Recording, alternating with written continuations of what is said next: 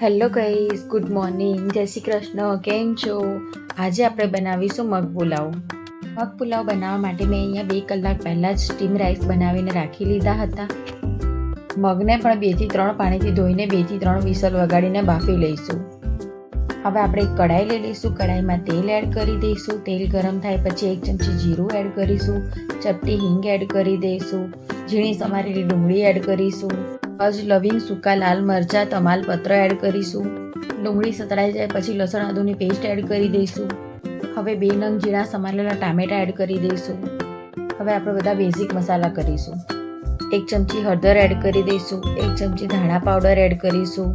1 ચમચી મરચું એડ કરી દઈશું. 1 ચમચી ગરમ મસાલો એડ કરી દઈશું. મીઠું સ્વાદ પ્રમાણે એડ કરીશું. હવે એકવાર આપણે હલાવી લઈશું. હવે 1 મોટી ચમચી જેટલો એવરેસ્ટનો બિરયાની મસાલો એડ કરીશું. હવે એકવાર આપણે હલાવી લઈશું. હવે 1 મિનિટ માટે ધીમી આંચ ઉપર મસાલાને શેકાવા દઈશું. હવે આપણા બધા મસાલા શેકાઈ ગયા છે. હવે આપણે સ્ટીમ રાઈસ એડ કરીશું.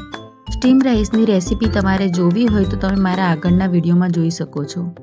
બધા રાઈસ એડ થઈ ગયા છે. હવે એકવાર આપણે હલાવી લઈશું.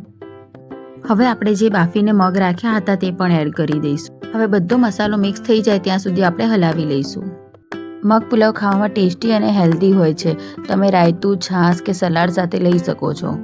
હવે 5 મિનિટ થઈ ગઈ છે. આપણો પુલાવ બનીને રેડી છે. Thank you for watching.